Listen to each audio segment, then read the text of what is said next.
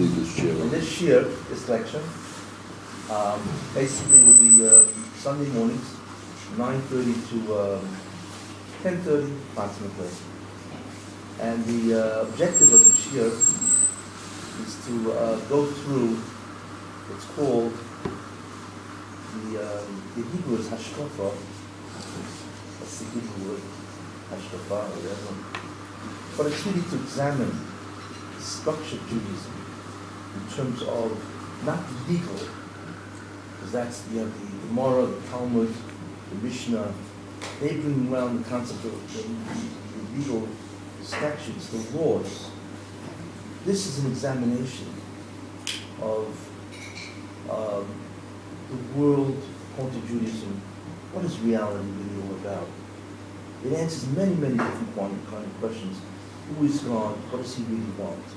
Why did he create a world? Why are they Jews? Why are they non-Jews? Why are there mitzvahs? Why is there suffering? Etc. Today you look around, you have Iran. Why? Why is God allowing that? You go to the concept of the journey of history, thousands of years. Why is the Jews are in exile? What's exile really all about? And so on, all concepts of the Industrial Revolution. All of this ultimately can be understood from the vantage point of Hashkafa, which is basically the Jewish philosophical view of reality. You see. So this is really what this particular series of lectures is all about. And we are going to be using a book called Derech Hashem. And this book, Derech Hashem,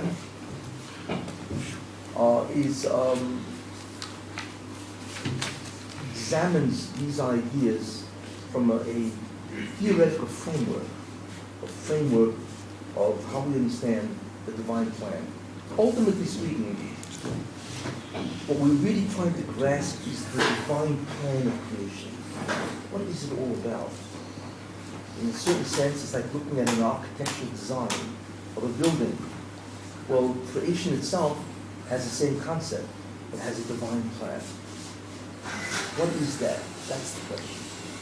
And I'm going to be speaking about it through this series to examine. If anybody has questions, of course, you can ask. This is not a lecture. This is a class, which means that you can ask questions. And hopefully I will have the answers to questions. Okay? So I'm not here to lecture. I'm here to teach in terms of intervention or interaction, actually. So if you have questions, you can ask. Because the topics we're going to be discussing, some of them are very abstract. They're all profound. And you're going to have questions as we go along.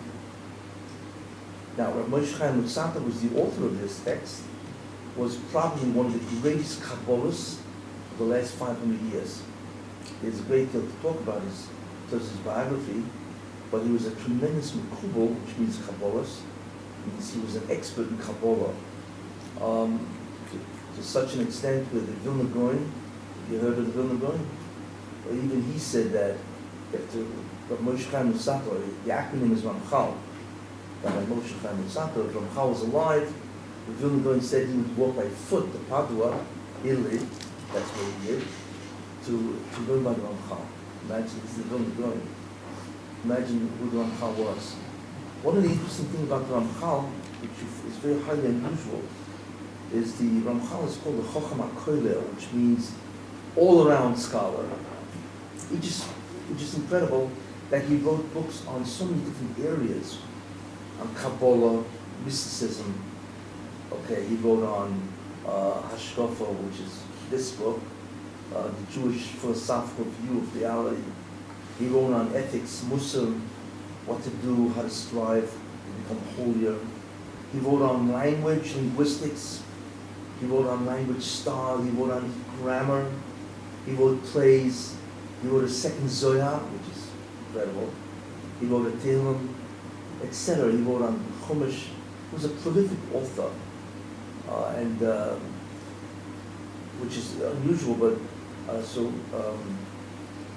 let's just say he just wrote on many, many topics. One of the beauties of Ramchal is that Ramchal. Do you have access to those forums that Yes.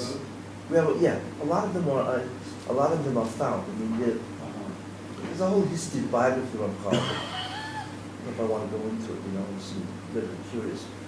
He's a very interesting person, Ramchal. He died at 40 years old, very young. At 28, he wrote the Das Tunis, one of the greatest books of Hashkafa ever written. He was 28 years old. Most guys at 28 have no idea what they're doing with their lives. Yeah. It takes them another 40 years to figure it out.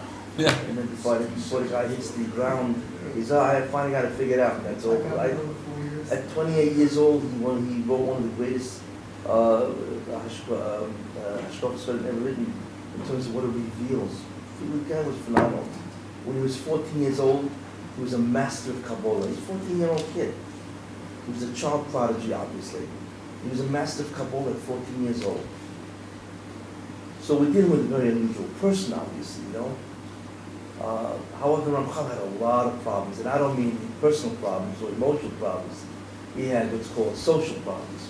He was young, and he came after the period of Shabtai Tzvi. He was the greatest false messiah who ever lived. False messiah. Shabtai Tzvi, if you heard of that, but he had some familiarity in Jewish history. And the problem with, he came right after that, and as a result of that, everybody was afraid of Kabbalah after Shabtai Tzvi. And Ramchal was a master of that. So 3 people suffered tremendous persecution, social redifus persecution as a result of this. One was the Baal Shem Tov, who I'm sure everybody heard of, the founder of Hasidus. He suffered greatly because of that, because he used Kabbalah, and what he did is he took Kabbalah and he based the service of the Jew, the Avodah, using Kabbalistic concepts. That was his contribution. And because of that, he suffered. Because everybody was afraid what Shatz did. And the Ramchal was one of the people who suffered as a result of that also. And especially that he was young, Ramchal was very young, and Ramchal didn't have a beard. Apparently in Italy they didn't have beards. Because they felt that outside of Eretz Yisrael, you're not supposed to grow a beard, whatever their view was. So here's a 20-year-old guy, a master of Kabbalah, right, no beard, and it's right after the greatest false messiah of all time. And, and not only that, Ramchal, and this is really what did him in, Ramchal had a Magid. But Ramchal at 20 years old had Gilei Eliyahu. He's Elijah the prophet would reveal himself to Ramchal at 20. And he wrote books based on that. You see, so as a result of that, they said, hey, what is this, And they all suspected maybe he's a false messiah. He got into a lot of trouble. But anyway, it's always comforting to know that all the people who persecuted him, nobody ever heard of after that. He, however, he's one of the greatest Jewish figures of the last 500 years. So I don't know if you call that getting even, but Ramchal outlasted them all. And Ramchal, what's interesting about Ramchal is he's accepted in all areas of Jews. He's accepted by the Haskalah, the Reformed, whatever, because he's credited with reviving Hebrew as a modern language for poetry and so on. It's interesting. Of course, by Litvish, like the Haredim, he's incredible, So it's just amazing how, what does they say in English? You laughs last, laughs best. Anyway, so much for, what? Wasn't there a Jonas Leibniz, wasn't there? Yeah, Jonas Leibniz. I don't know if they know Jonas Leibniz. Third one was just for the record, Jonas Leibniz. I once heard about Jonas Leibniz. He wrote the Tumim place. The man was once heard somebody said that if there was a yeshiva of geniuses, he would be the genius of that yeshiva. Let me see. When you look at the Sefer, I say, wow, what a command, right? Anyway, obviously they're very great men, great people, and great people are misunderstood. Listen, the Rambam, he had a lot of persecution. But the Rambam, he was obviously too great, But there are people who ran after the Rambam. Because the Rambam wrote the Moreh Nevuchim, and he did stuff that Jews said, no way, Anyway, it's the old story. Innovation costs. Come to innovate, you gotta be careful. There's always people out there that, they look at themselves as the protector of Judaism. You come up with something new, you're the enemy. That's the way it is. Those people who innovate always, many times, there's tremendous resistance and so on. Anyway, this is Ramchal. He wrote this book, and we're going to examine it in depth over the next, actually over the summer, if these people don't allow me to do that, over the summer, which is probably about 8-9 weeks. So the reward, the objective is to give you, in terms of how much we can accomplish, a framework. That's really what it's about. What you want to learn in Judaism isn't details, because there are millions of details. The key concept to learn is a framework from which to view all details, you see. So what a framework does is that even if you come into an area that you're not familiar with, because you have a framework, you can understand that area rapidly. It's very interesting. And a framework allows you to see those things in depth. Very important idea. So what the Ramchal provides really is a framework of ideas. So therefore, it's a tremendous opportunity to get a fundamental grasp of Judaism. There are three major areas, which is very, very important to know. They're often confused. One area is called Kabbalah, mysticism. Another area is called Hashkafa, Jewish philosophy. Another area is called Muslim. Ethics, it's a good word. Muslims, it's ethical teachings, really, so on. And the question is, they're confused. What's the difference between them, really? What's the difference between Kabbalah, Hashkafa, and Musa? Anybody know? Kabbalah is the nakedness. Nakedness? Kabbalah really teaches the nakedness of Hashem. Nakedness? Nakedness. Wow. The soul. I would have chosen a different word. I would say You mean the openness. The openness of Okay. really the soul of Hashem. This reveals the soul of Hashem. The kind of enlightens the soul of Okay, Hashem. that's an interesting definition. It is. Well, that's what I've been studied. I mean, that's what I was told. That's fine. That's okay. You certainly can look at it that way. However, I would look at it differently. I feel that that's very broad, you know. But let me give it a shot, okay? The overall study of reality, really, I will try to be as exact and accurate as possible. Actually, let me mention one thing. There's something else that Ramchal did, which is highly unusual. And I, who am a student of Ramchal, I've been learning Ramchal for 47 years. It's a long time, you know. So I've adapted his method of thinking. See, his method of thinking. What does that mean really?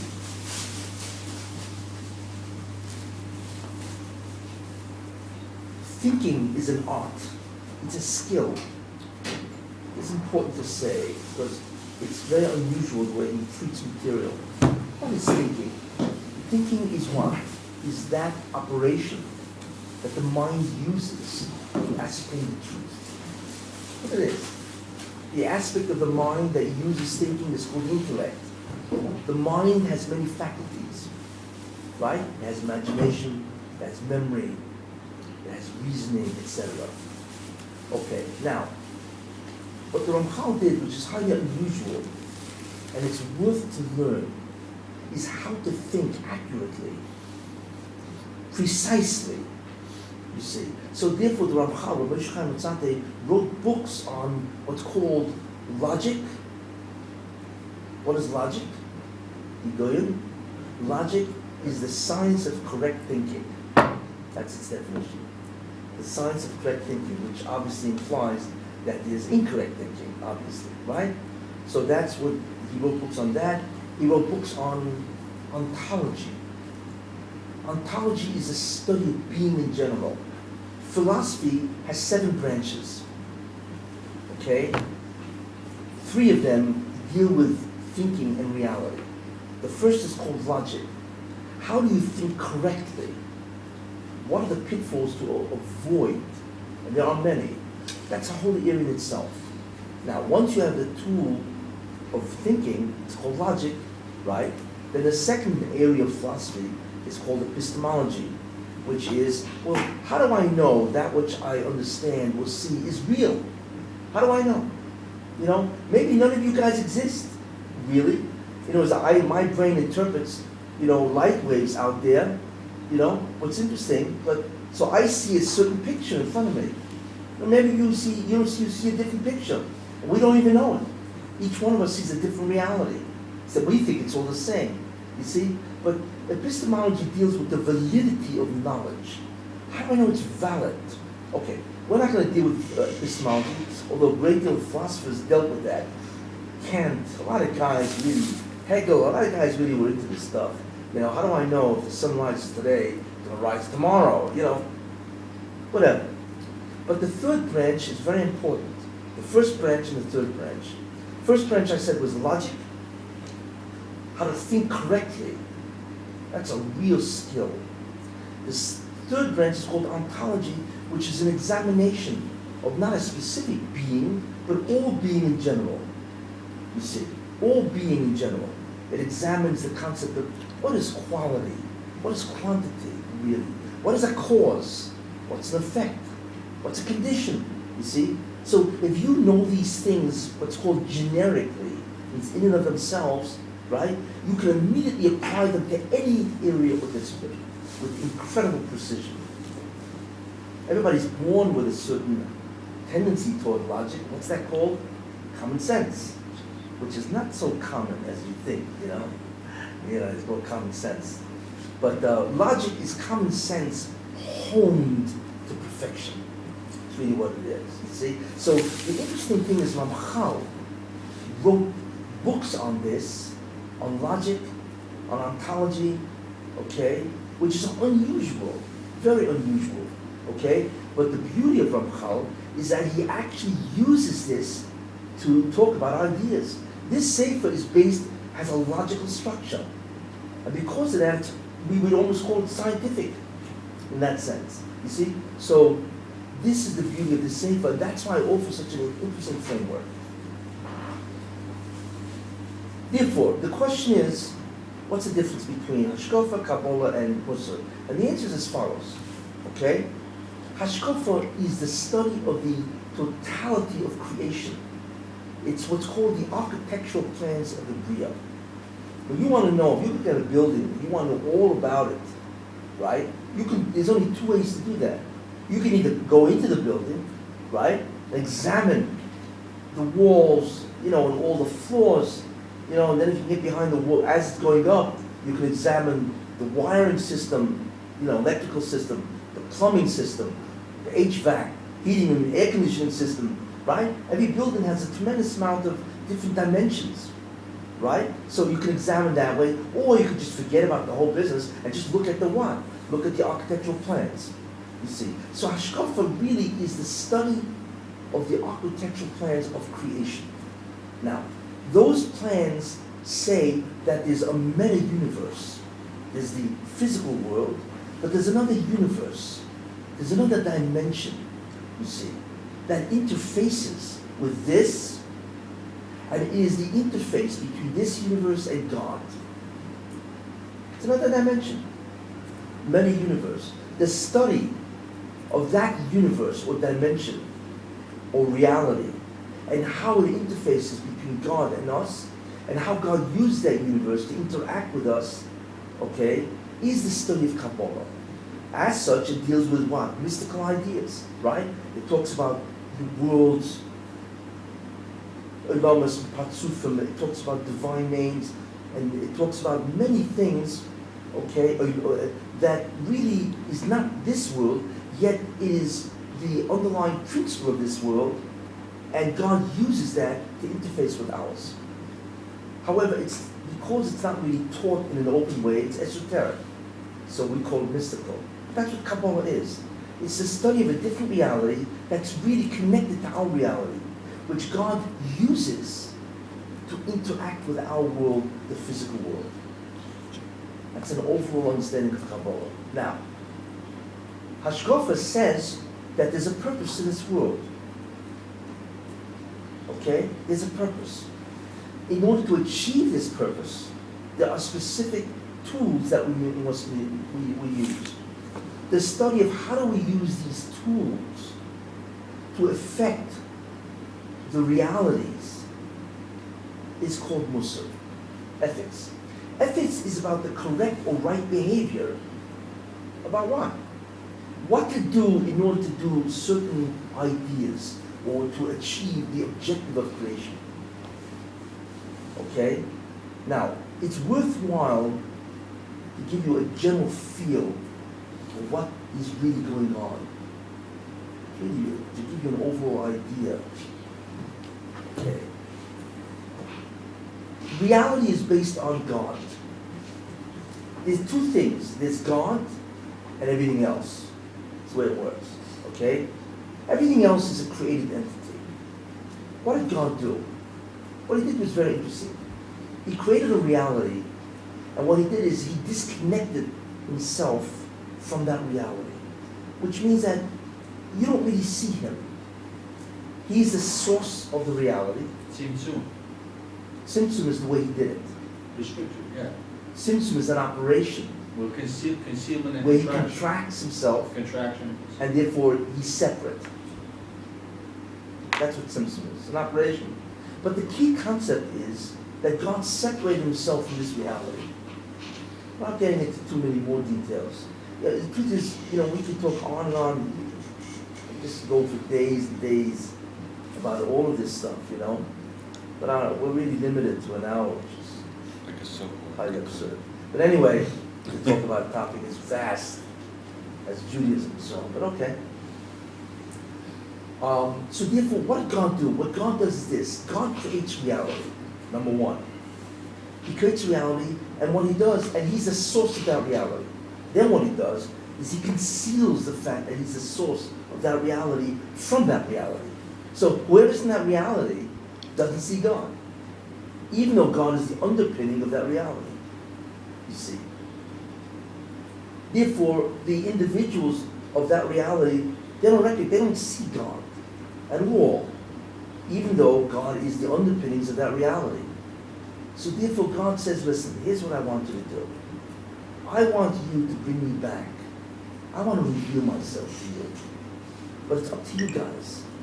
So what Judaism is really all about, the fundamental objective of Judaism is we want to bring God back. Not that he left, remember. He never left, but he made it impossible for us to view him. It's like God put in front of our eyes glasses which are black. We don't see anything. Let's assume we only see this world, but we can't see anything beyond that. So what God wants to do is change our glasses, where we now see him as the source of reality. But the question is, this is what he wants. But God doesn't want to do it himself. He says, listen, I want you guys to do it. I want you guys to bring me back. You need to be the cause of the fact that I now reveal myself, if you use the word nakedness, that I reveal myself to all created entities. Isn't that Rabbi? Isn't that an act of selfishness that God, Hakadosh Baruch Hu, restricts himself and say, you know what? I'm going to keep all this, everything for myself, and I'm going to see that you do all the work, and I'm not going to be partners with you in revealing myself. Not at all. Not at all. It has nothing to do with selfishness. You know why? What is selfishness really? Why? What is selfishness? Is a desire to receive for oneself alone? It's a desire to partake of something, right? Alone. Alone. Just for myself. Alone, myself, and not have anybody else partake with me. But isn't this what's happening? No, not at all. Because I haven't finished the story. Okay? Why does God do this? Because what God does is he creates action relationship. Give me. See, it's all. Let me give this 5-part introduction. 5 pieces of information that you need to know. That will answer your question and give you a handle overall about what Judaism is. First question, why did God create anything at all? What does he need it for? He doesn't need it at all. Not at all.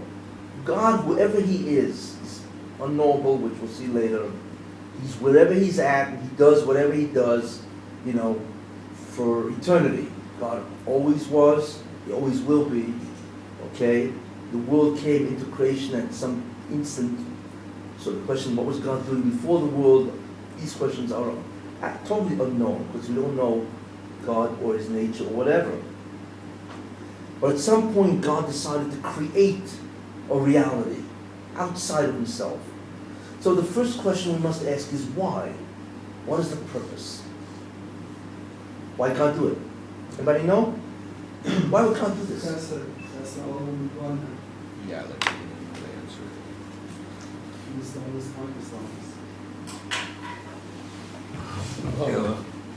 Kessin, love. Not really.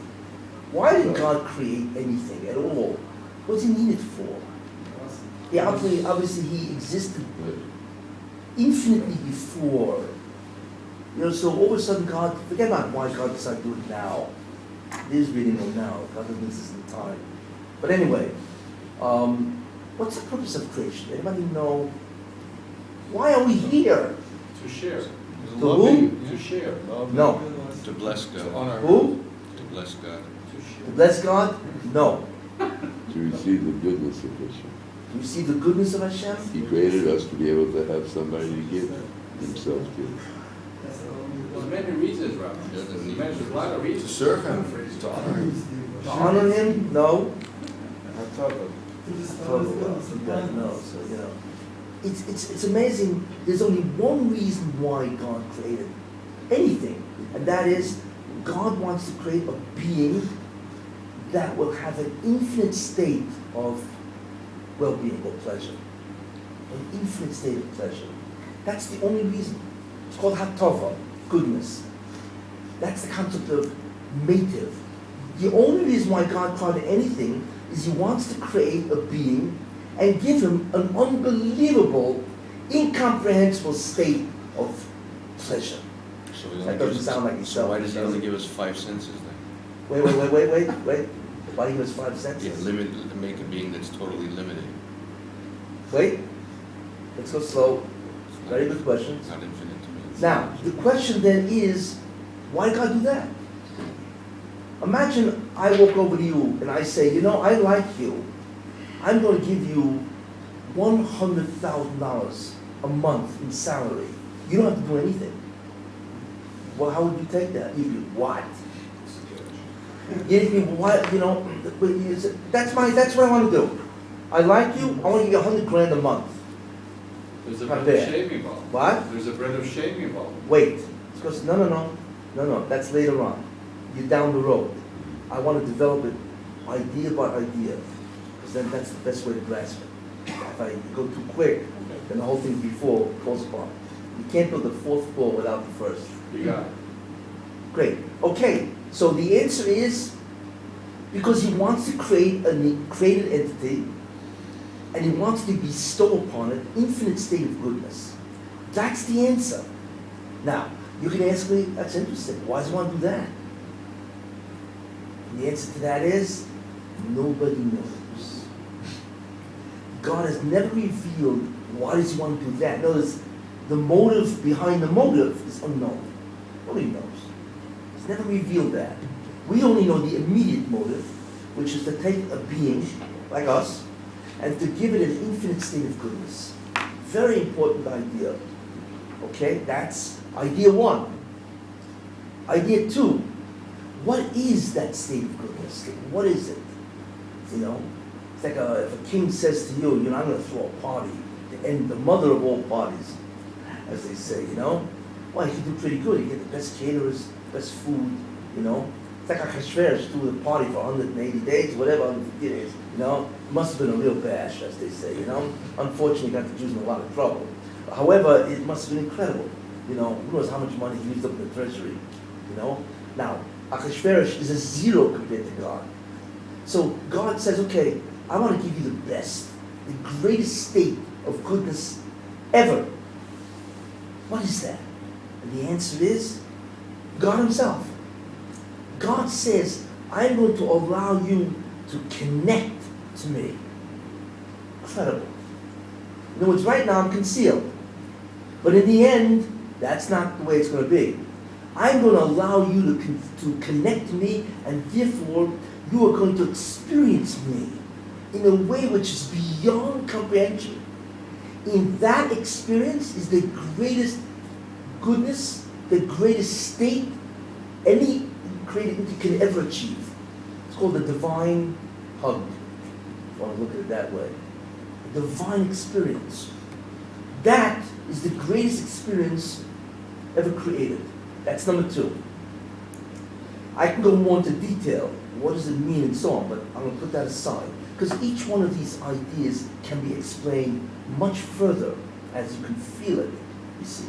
But you need to hear the fundamental areas of what it's all about. Number 3, well, God has to make a tremendous decision. Am I going to give this for free? Or you guys have to work for it? Which means you have to do something.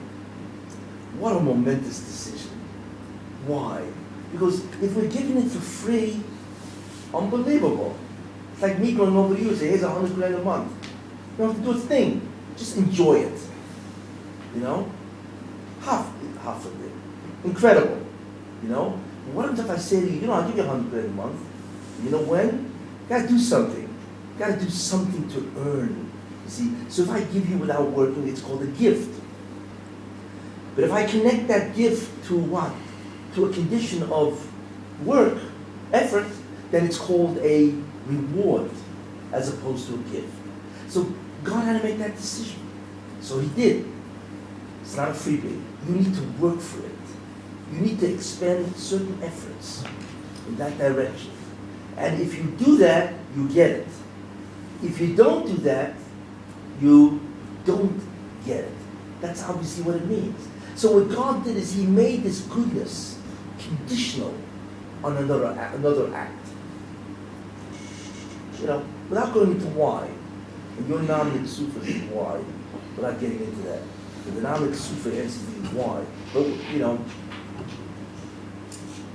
But, without getting into that. Anyway, so this is what God did. We have to, okay, fine. So we now know that in order to receive this incredible reward, which is the greatest state ever made, right? We need to do something. Then the question is, what do we need to do? What do we do for this? Right? So the answer is very interesting.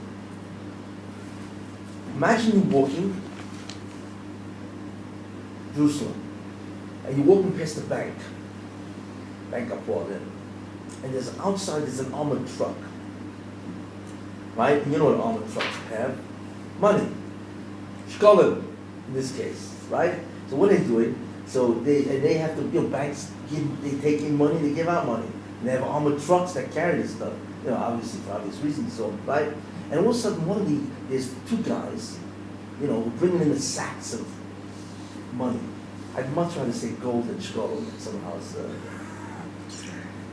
So they're bringing the sacks of gold bullion. Okay? Whatever. Of course, the guys got guns, right?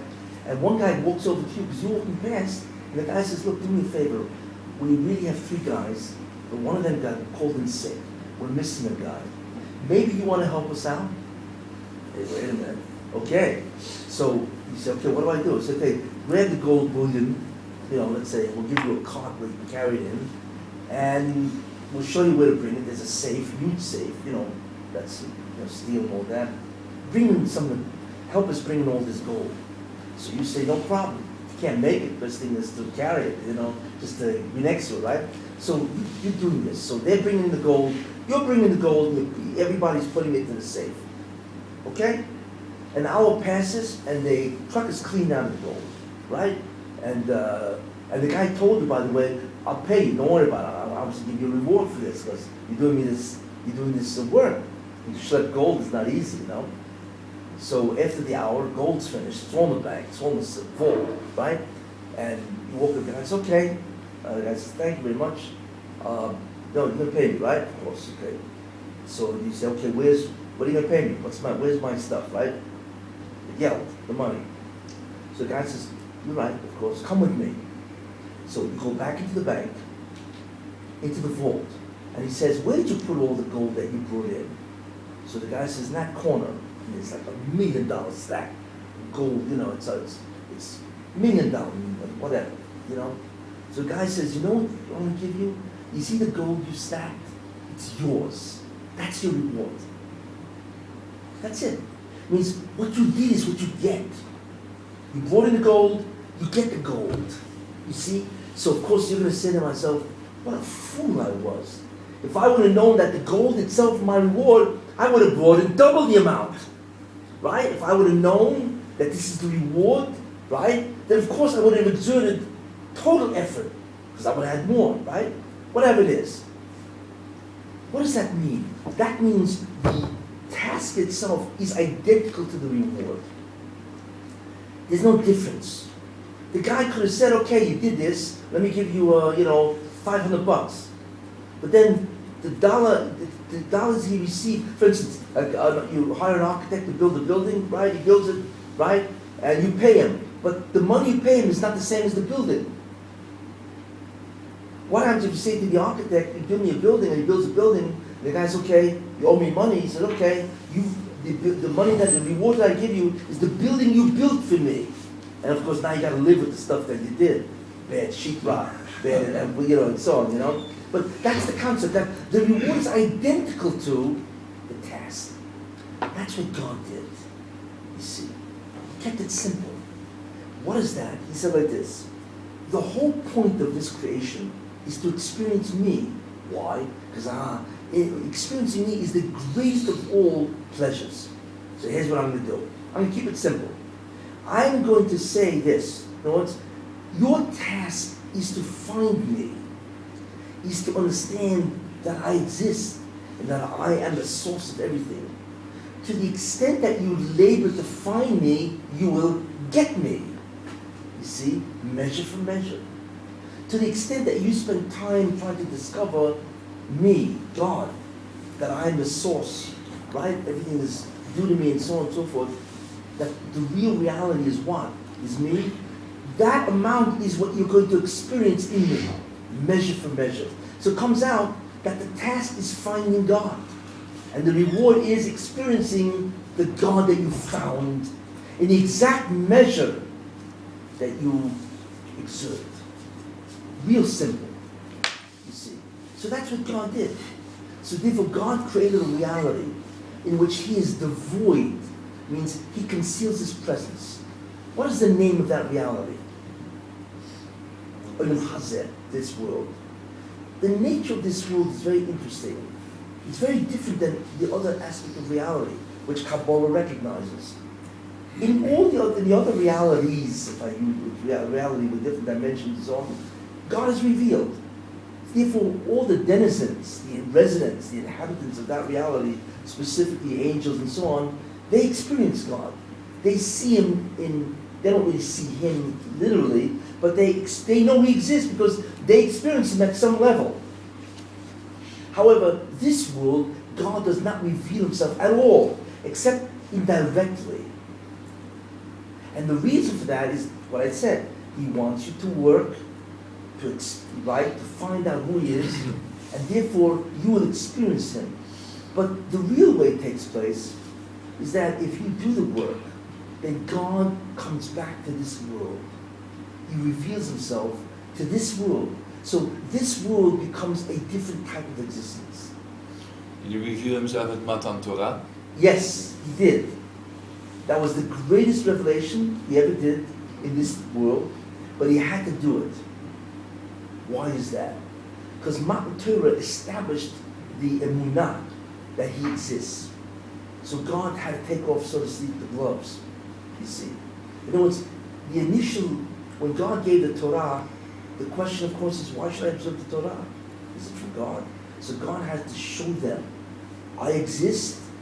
He had to give them some type of experience, and that created the validity that the Torah is God-given. That's why. Because if it was left up to the reason of man, man cannot reason successfully and totally the existence of God, or who He is and so on. Because we're always biased by our needs and so on and so forth. Most of us don't really want to know God because that interferes with what we want to do.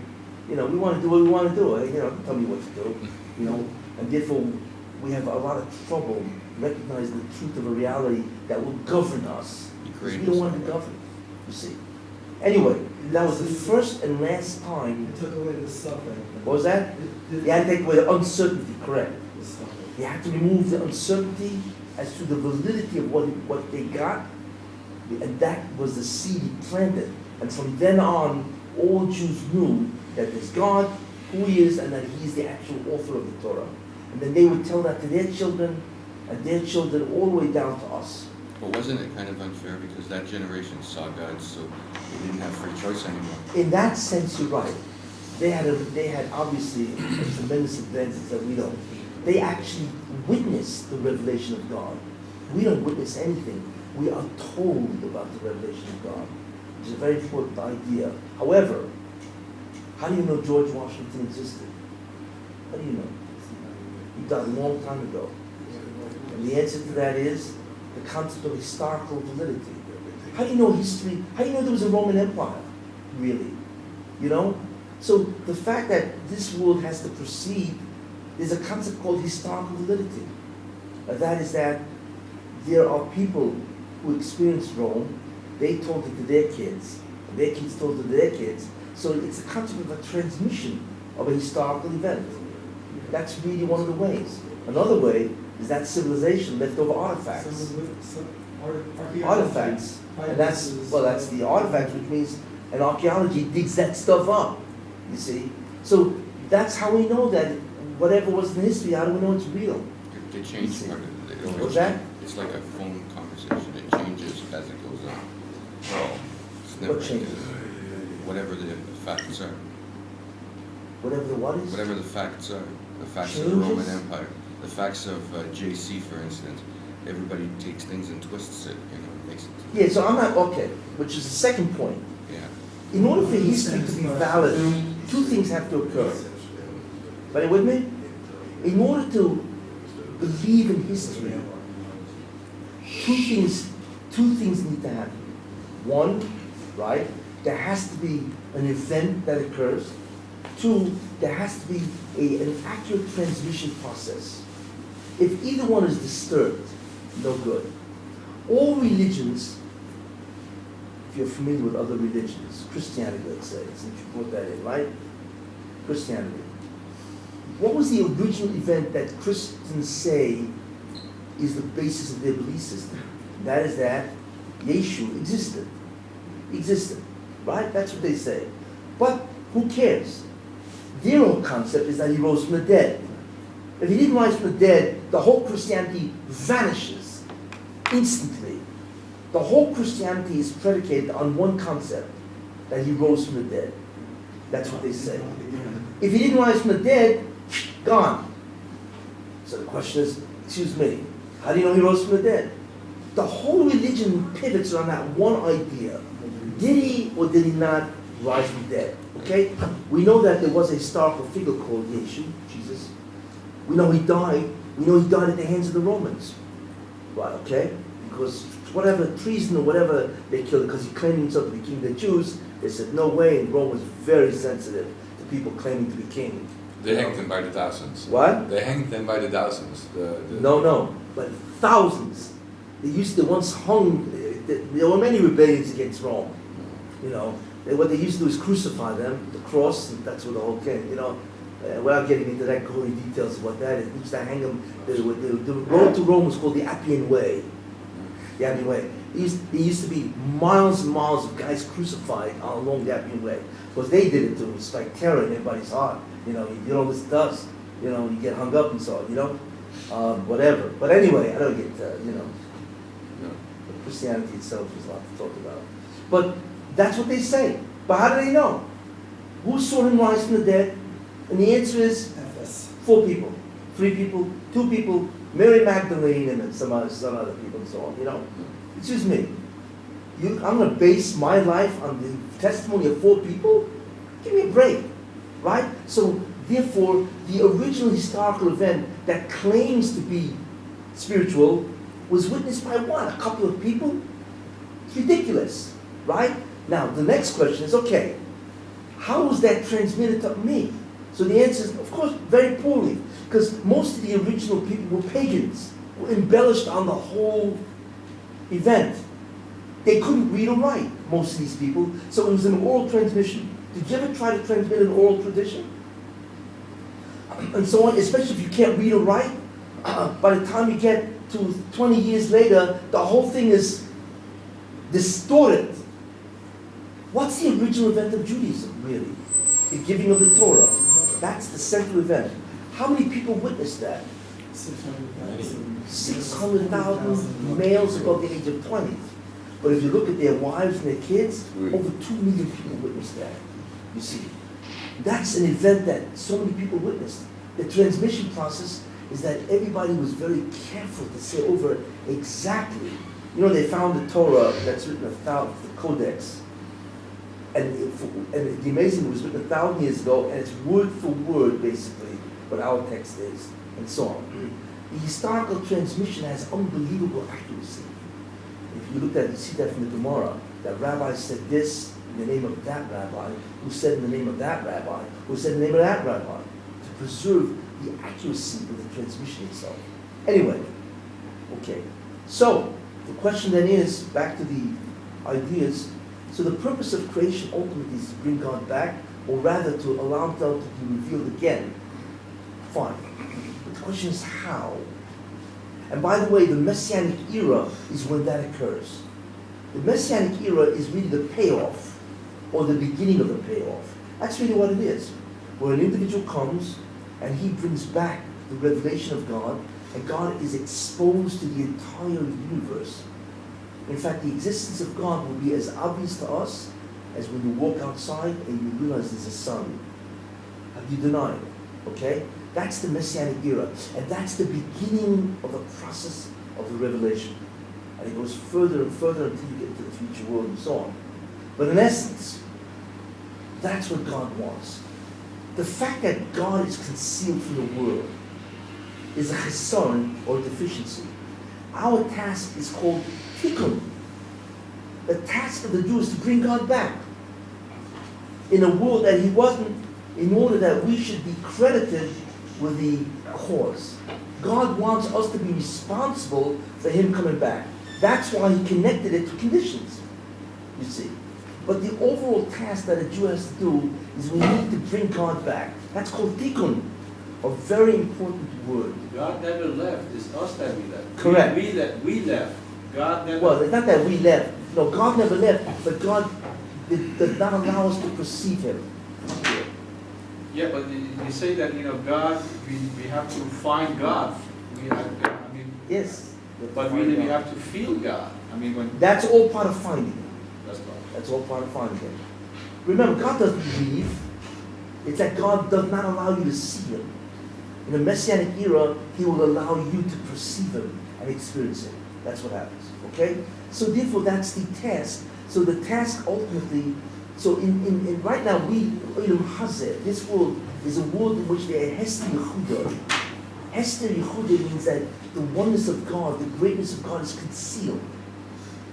Our job is Gilu Yehuda, to bring him back, to reveal the essence of God. That's the job. And that's called tikkun. Next question is, wait a minute, how do I do this? I need a tool. What's the tool that we have to bring God back? So what God did is very interesting. He said, you know what the tool is? You need to testify that I exist. That's what you need to do. If you testify that I exist, then you will see the reaction to your testimony. Edus, testimony. How do we testify that we believe in the existence of God and in his supremacy? And the answer is, God gives us mitzvahs, commandments. When you do a commandment, what are you really doing? It's a statement that you make. I believe that God exists, and therefore I will follow his will. Ultimately, what is a commandment? It's something that he wants, which is usually against what you want. Usually. Why? Because God made it a struggle. You see, I want you to testify that I exist by doing that which is really against what you want, but it's something that I want, and if you do it, you testify that you believe in me. That's the logic of the commandments. That's why. And it's interesting that you need to do something. It's not enough to express, okay, God, I believe in you. Because you know what the rule is. If you want to find out what somebody really believes, don't listen to what he says. Watch what he does. Talk is cheap. We talk a lot about what we believe in. When it comes down to it, we do something completely different. It's action that describes belief, not talk. You see. Go ahead. Is what we want the opposite of what God wants because we're distant from God. Because if we were distant from God and we wanted what God wants, it wouldn't make sense. Yeah. In other words, So you want to know why is the mitzvah opposite than what you want? Yeah, because we're distant from Because God. God wants to see how much will you struggle to do the mitzvah. Imagine you didn't eat, you got up in the morning, you were busy, you ran around, and it's 4 o'clock, you haven't eaten yet. Right? And you walk by, you're looking for a restaurant. Far from home, right? And all of a sudden you come to a restaurant, it's not kosher. You realize it's not kosher. So what do you do? So what do you want? You love to go into the restaurant and order a steak, whatever whatever you're into, right? But God said, excuse me, you can't order a steak. It's not kosher. What do you have there? You have a conflict, isn't it? So what God wants you to do is put yourself aside. Put your interest aside. Put your will aside and do His will. You see, the greater the struggle, the greater is the Reward. quantity, yes, the greater is the quantity or the intensity of belief, and therefore the greater the reward. And the core. Yes. Core. The yagiyah, the suffering you have to go through, the struggle, the greater the struggle, the greater is the testimony of the belief, and therefore the greater is the experiencing of God. So a mitzvah itself can be expressed simply, or if there's a struggle connected with the mitzvah, then the reward is greater. You see, because you denied self in order to testify about God, and therefore the experiencing of God at a future time will be much greater. So it's not only the quantity of how many mitzvahs you do, each mitzvah itself you can increase the quantity by the struggle. You see, I'm not saying you should look for the struggle, but never push it aside. So if If you have to go to a shul that's two houses away, nice. But if you have to go to a shul that's 4 blocks away, there's a greater struggle. You got to go through the heat or through the rain. So therefore, the struggle is much greater. Therefore, the quantity or the quality of the closeness of God is much greater. So you have an opportunity to increase your reward, not only in the amount of mitzvahs, but also in the intensity of doing the mitzvah. It's interesting. But anyway, it's the mitzvahs that God uses to do what? To see, well, what do you really believe? Of course, we can say, I believe in you, but it's action that counts, not words. That's why the mitzvahs are actions. They're actions. Now, what does God do? When you do a mitzvah, what happens? What happens? And now you begin to understand Kabbalistically some ideas. You remove the klipot. You remove the klipot, but put away the klipot, something more fundamental happens. Remember, when God created the world, He removed Himself, not removed, but so to speak, He removed His presence. Correct? Okay, that means His light, which is a word for His exposure, His aura, right? His manifestation is concealed. When God manifests Himself, okay, all of a sudden His presence is greater. Do you know what happens? Reality changes. God creates reality. He creates the quality of reality. So therefore, when God reveals Himself to you, you know what happens? You change. In that light, you become different. You become much more perfect. Your being is enhanced. You see. You know what God wants us to do? He wants us to do the mitzvahs. And then what happens? God will reveal Himself, but that revelation is going to do something to the physical world. You know what it's going to do? It's going to strip the physical world from its physicality, and this world will become spiritual. This world. In other words, God retransforms the physical universe into a spiritual one. In other words, the revelation of God will bring such an incredible, intense energy or light, that light will change the physical universe into a spiritual one. That's what the mitzvah does. Measure for measure. So we now understand something very important. What's the objective of a Jew overall? What's the word called? Tikkun. Correction of- What is the tikkun? To remove, to correct what? To remove the barrier from experiencing God, which is a physical universe. That's called zikuch, which Ramchal will talk about. The purpose of a Jew is to be mezakech, to purify the world, to remove its physicality, and therefore to reconstruct the world, this world, into a spiritual universe. Interesting. When you say remove the physicality, Physicality. You mean transform the physicality? Correct. Rather than remove it. Yep. Look either way. Yes. Remove it means to transform. Yes. We want to transform something into a higher state. We do that through the mitzvahs. So really the job of a Jew, and what a mitzvah does, it retransforms, very important concept, reality into a higher reality, spiritual. And that happens when God reveals himself, which is very interesting. If I asked you, where is the future world in which we will be in a reality that is spiritual, what would you answer? Right here, Where? right here. Right here. People make a mistake. Where is the future world? Out there? Down there? Where is it? It's here. People don't understand. God doesn't have to make another reality. He just has to retransform this reality. You see? So what God did initially is he created, which reality came first? The spiritual or the physical? The spiritual. So what God did in the beginning is create a spiritual world. He created the future world first. Then he transformed it into a physical universe through a series of gradations. And therefore he created us. He schleps us down into this world. And all of a sudden the physical world becomes what's called a barrier. Well, our job is to remove the barrier. How?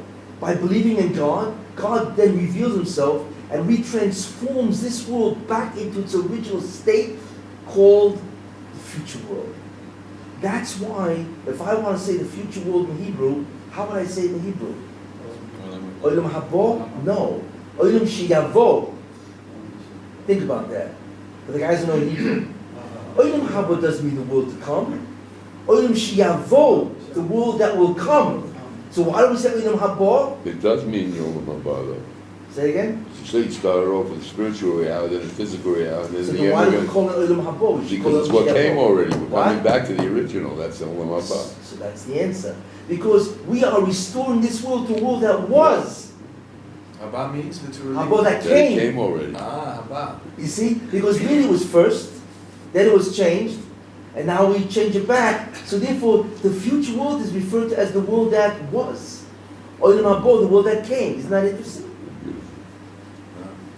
Not This the world is a that is Sefer coming. Habadir that says this. It's Well, Phenomenal that's it. concept. The world that's coming was already. It's coming So back. we're just opening it back up again. Exactly.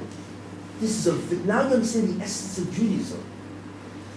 See, what I'm painting a picture here, the essence of Judaism ultimately is to repair an existential state called the physical universe. This is the barrier. You see, is to retransform a physical universe back into a spiritual. How? So the device that we use is the mitzvahs, because that allows us to testify to God. That testimony ultimately, over time, will allow God to come back. But when He comes back, it's like a hydrogen bomb. Hits this place, but it doesn't destroy the universe. It changes it into its pristine spiritual state. Therefore, here is the future world. The only ones I think who believe something like that is the Mormons. Mormons believe that Olam Habo is Independence, Missouri. From what I remember. I don't know why they picked that place. But they're not too far wrong. They're not too far wrong. I always get a kick about that. It is Because Joseph Independence. didn't want to walk too far to shul, that's why. You know? Yeah. Is it going back exactly to the The world? Mashiach. What? Is it going back exactly to the world that That was? came? That was? That was. It's the spiritual world first, then there's the Physical physical world. world. And And there's isn't spiritual it, world. isn't it now this new Is it identical? integrated? Is it identical? spiritual? Yeah. Is it identical or is it yet a new world that Great is question. the integrated? The answer is that when this world goes back to the world that was, it's immediately identical. However, the beauty of it is that world which was now grows itself. A world which, a spiritual world that we cannot even comprehend, is not static. You see, that Olam Haba itself changes infinitely. In other words, what we are looking forward to, ultimately, is a existential state that will be infinitely improved microsecond, nanosecond to nanosecond. So that means in the second day of Olam Haba, you won't even know what the first day was. In fact, you can't even describe the first day, so great will be the second day. And in the third day, you can't even describe the second day. So great will be the third day. So the question is, well, how much can God do? You know, you can improve again and again and again, but after a while, that's it.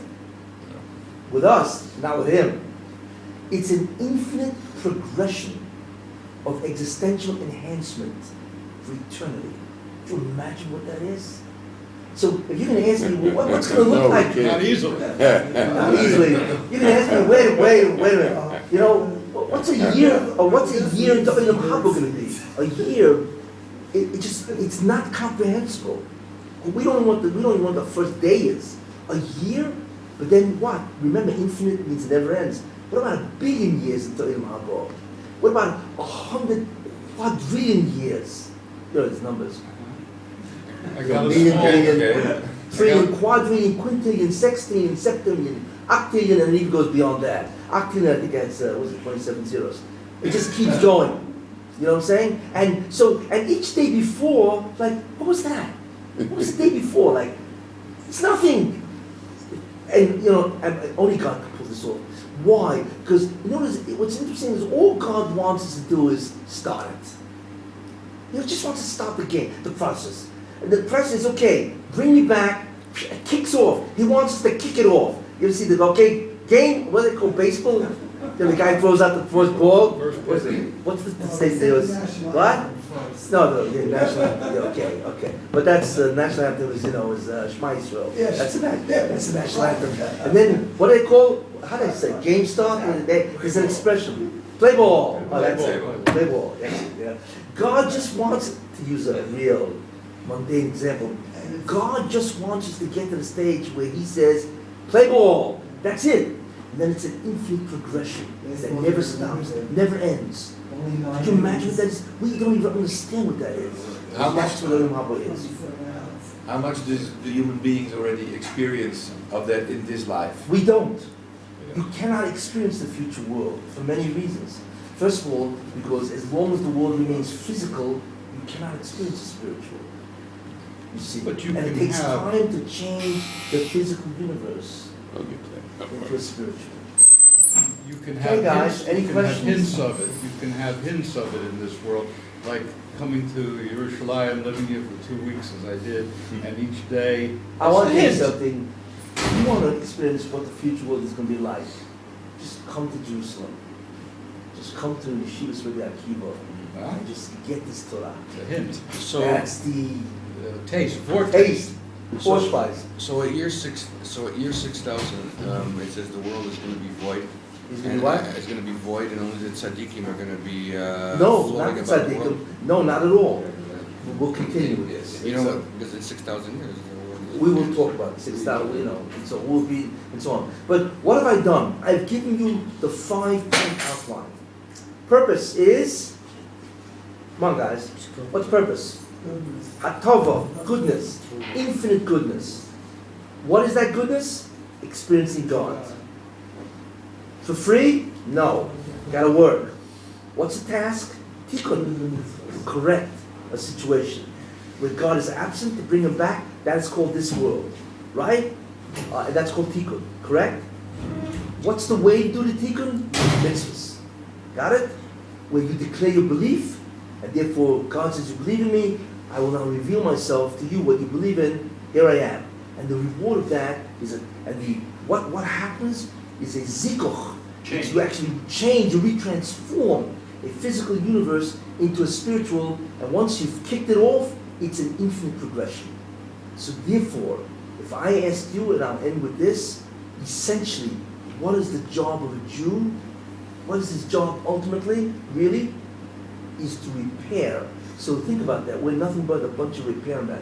Repair the broken vessel. Doctors repair bodies. Electricians repair electricity. Plumbers, pipes. We repair existence. You repair the broken vessel. The What was cleat. that? Repair the broken cleat, the vessel that is broken, to put it back together. That here's a Caleb, that's Kabbalistic. That's what you're teaching, because you're teaching Kabbalah, aren't you? I mean, that's what it, Well, no, I'm not using those terms. well, Shvir Sakelim is what you repair Kabbalistically, but I'm not using those terms. I'm just saying you need to repair by bringing God back, and so on. In other words, there's many ways to describe the mechanism. I'm describing it on a surface but we level. are a cleave, aren't we, Rabbi? We are a You cleave. don't have to go too But fast. I'm not Too fast. describing what's happening Kabbalistically. He made a statement. It's called Shvir Sakelim. That is a Kabbalistic. In the upper worlds, how do you get God's light to come down? By repairing vessels. But I'm not using that analogy or that description because that's Kabbalistic. I'm just how we can understand it very simply is we repair creation from a physical to a spiritual universe. We all understand that clearly without going into the Kabbalistic ideas. What was that? It's the same procedure doing mitzvahs. Well, it's just looking at the different form of the mechanism. That's all. It's not Anyway, we are repairmen. Isn't that interesting? In the end, we're all repairmen. That's all we do. Judaism is a study of repair. Rather, it's a study of what is, how it got damaged, how to undo the damage, and what's the aftermath. That's really all it is in the end. It sounds very simple, but that's what I try to give you in one shear, the fundamental architectural structure. See, now we go into each of the areas and the details, the specifics, which we will continue, God willing, next week. If anybody knows anybody who wants to hear this kind of stuff, bring them. This is there's an open shield. That's really what it is. Yes? Where? Was that? You said a shear where? Here. No, here. Yes. Next Sunday at 9:30, I will Oh, every continue. Sunday, If yes, anybody Sunday for the knows rest of the somebody who summer. wants to hear this, then he's welcome to come. It's an open shield. So overall, we have this framework that you described Yes. at the beginning. The 5-point process fits within this framework. But the framework is Kabbalah, Hashkafa, and Musar. Yeah. And then So there's this these is 5 Hashkafa. steps that are part of This is that. Hashkafa. What you said is the Kabbalistic parallel to what I said, that's Kabbalah. The fact that you have to do the mitzvah is the Musar. How do I do a mitzvah? You see. So Hashkafa is the overall design. Kabbalah is looking at the interface between the spiritual world, okay, using Kabbalistic terminology. And, well, how do I do the mitzvahs, right? Well, how do I use the devices that will transform the world? If it's spiritual, that's the area of Musar. How do I work? what's important, Anyway. Rabbi, what's important is to start. Start what? This starting, Correct. activating the process of, What did I starting. say was? Play ball. Play ball. Play ball. That's it. Yeshiva. Thank God. Yeshiva Akiva. Anyway. Okay, guys. You said these 3 aspects, are they like Tanya? So you have thought, speech, and deed, Kabbalah? What was that? Are these three pieces that we have? Is this like Tanya? Hashkafa, Kabbalah, and Musar. It's like Tanya? Tanya? Tanya is an intermediate sefer, really. It's not beginning, it's not advanced. It's basically an intermediate sefer that combines Kabbalistic ideas and framework into the avodah itself, what you need to do. But it is a Kabbalistic text that connects much more with Musar. You see, it's not heavy Kabbalah. You want heavy Kabbalah, you need to go into the Swarm of the Ari, the Eitz Chaim, etc., etc. That's all. Kabbalah and so on. But Tanya is an interesting blend. So there's still the, Mutuk Devash. What was that? one Okay. last question. You said Yes, the ultimately we don't know why Hashem.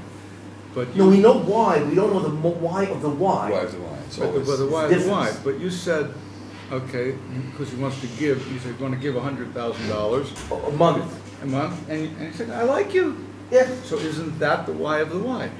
Because of God's love, that the infinite love that's up point. In your example was implicit, you gave it a why of a why. Yes, Why but am I- You give are it- right, but not really. Okay. You don't. You don't understand that as you go on. You are right. Because my example clearly was, I like you. So I like you. Love. That's the motive. I love you. God's infinite. That's the motive, and therefore let me do it for you. Yeah. Right? That's true. But there's We got a something word for it. behind that. No. There's something behind that. Why does God love you? But that has a very deep concept. Well, you Why does he love love your you? kids too, right? And you created them. Yes. So think Love about your it. kids, yes. But remember, he only loves his kids after they exist. But we're talking about why did God create him in the first place to have kids? You know, there's people, once your kid is here, you love your kid, right? But there are many people that choose not to have kids, and if they don't love their kids, they'd rather not have kids. You see? So the question is, why create a being and, so to speak, and love the, you know, don't create anything and there's no love. There's nothing to love. You see? But truth is, that's superficial thinking that I'm saying. Truth is much deeper than that. If I said it would, I think you'd get confused. Because Next time. next time, gentle. You're reading it very, very. I want to go into the problem.